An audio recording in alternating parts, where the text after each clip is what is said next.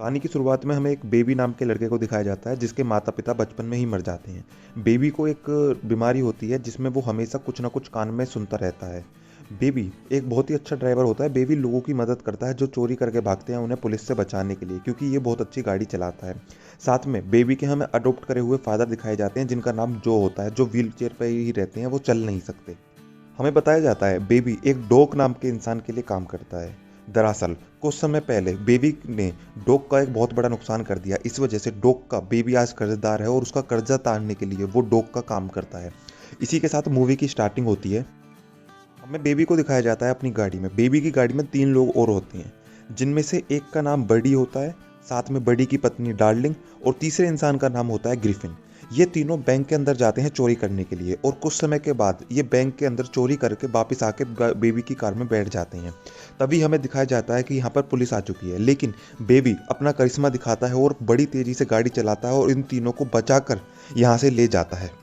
Baby in तीनों चोरों को किसी भी तरीके से बचाकर डॉग के अड्डे पे पहुंच जाता है, जहां पर डॉग, क्योंकि डॉग ने इस चोरी की प्लानिंग करी थी, इसलिए डॉग उस पैसे को 5 हिस्से में बांट देता है।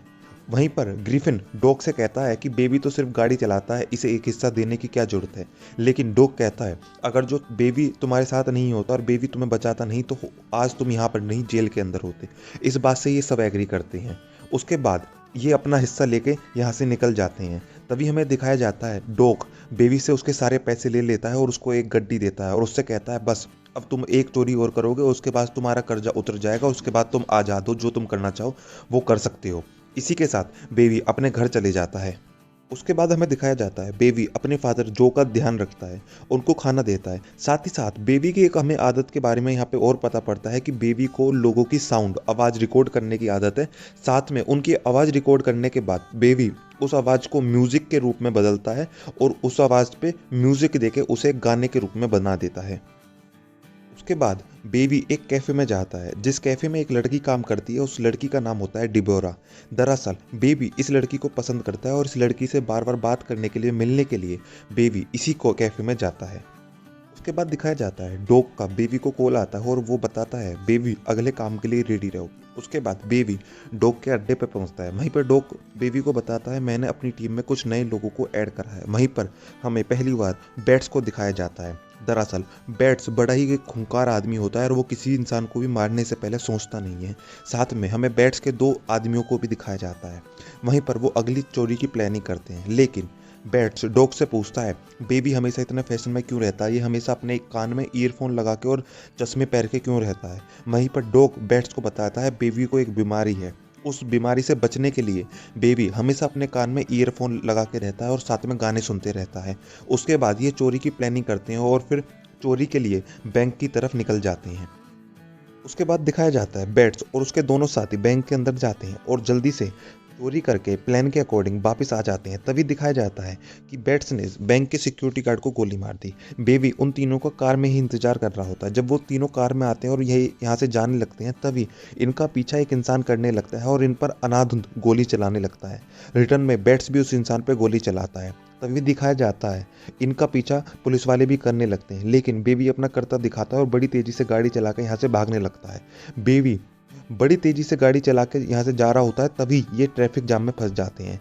तब ये तीनों चारों डिसाइड करते हैं कि हमें गाड़ी चेंज करनी चाहिए और ये एक लेडी को बंदूक की नोक पे उसकी गाड़ी छीनकर उस गाड़ी से भागने लगते हैं। पुलिस इनका पीछा कर रही होती है, लेकिन बेबी बड़े तेजी से अपना कर्तव्य दिखा के गाड़ी चलाता है और किसी भी तरीके से इन तीनों लोगों को लेकर डॉग के अड्डे पे पहुंच जाता है। इसके बाद दिखाया जाता है डॉग इन सब का पैसा आपस में बांट रहा होता है। तभी बेबी इन सब के लिए कॉफ़ी लेकर आता है।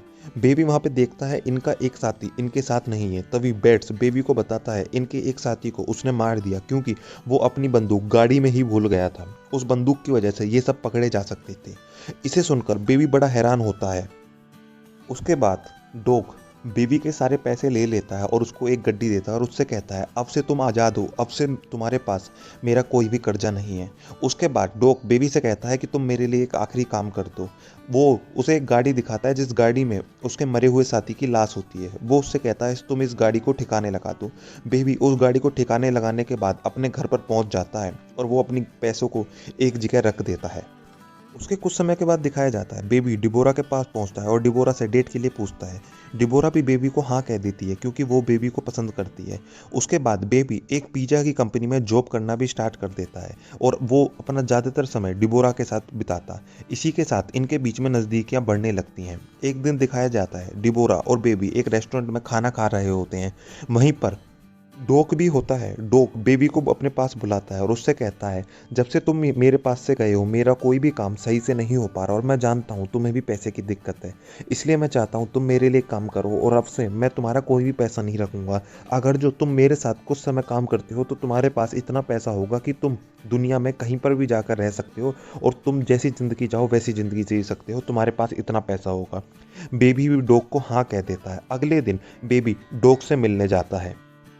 उसके बाद डोग और बेबी एक पोस्ट ऑफिस बैंक के आगे होते हैं। उस गाड़ी के अंदर डोग का भतीजा भी होता है। डोग बेबी से कहता है तुम मेरे भतीजे को लेकर इस पोस्ट ऑफिस बैंक के अंदर जाओ और ये पता करके आओ इस बैंक के अंदर कितने कैमरे हैं, कितने सिक्योरिटी गार्ड हैं, क्या इस बैंक के अंदर बुलेट प्रूफ गिलास हैं या नहीं है, ये सारी चीज़ें पता करके आओ। उसके बाद बेबी उस बैंक के अंदर जाता है डोग के भतीजे को लेकर और ये सारी चीज़ें पता करके आता है। बेबी बैंक के अंदर देखता है कि बैंक की जो रिसेप्शनिस्ट होती है वो बहुत ही ज़्यादा हम्बल होती है, बहुत ही ज़्यादा दयालु किस्म की औरत होती है। उसके बाद बेबी ये सारी चीज़ें आके डॉग को बता देता है कि कितने कैमरे हैं, कितने सिक्योरिटी गार्ड हैं। उसके बाद डॉग चोरी की प्लानिंग करता है।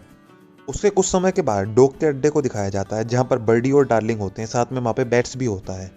डॉग इन सबको बताता है कि मुझे पूरी पक्की खबर मिली है, पोस्ट ऑफिस बैंक के अंदर बहुत ही ज़्यादा रुपए हैं और इन रुपयों को हमें जल्दी ही चुराना होगा। उसके बाद डॉग उन सबको प्लानिंग बताता है कि सबसे पहले हमें हथियार का जुगाड़ करना होगा और मेरे कुछ खास लोग हैं जो हमें हथियार देने वाले हैं। आज रात को तुम उनके पास जाओ और जाके उनसे हथियार लेकर आ जाओ।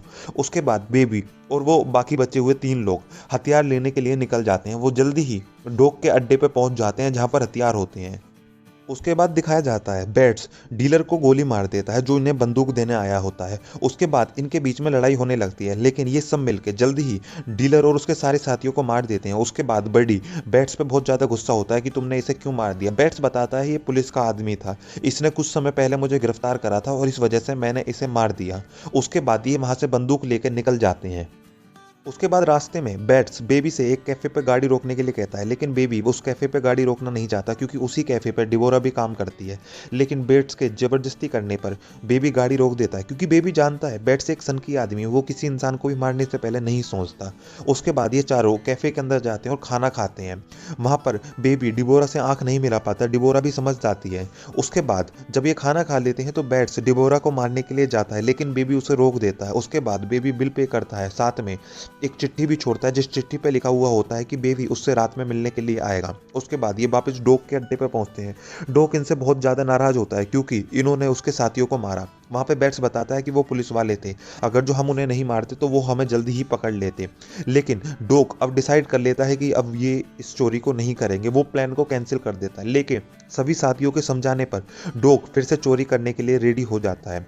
वो रात में वहीं पर रुकने का निश्चय करते हैं। उसके बाद डिसाइड करते हैं कि कल सुबह वो चोरी करने के लिए जाएंगे। उसके बाद रात में बेबी डिवोरा से मिलने के लिए जा रहा होता है, तभी बड़ी उसे रोक लेता है। साथ में बैट्स भी उससे पूछता है क्या तुम पुलिस के आदमी हो, अगर तुम पुलिस के आदमी नहीं हो तो तुम हम सबकी आवाज़ क्यों रिकॉर्ड करते हो। जब ये बात डॉग को पता पड़ती है तो डॉग और उसके साथी उस पे बहुत ज़्यादा मारते हैं।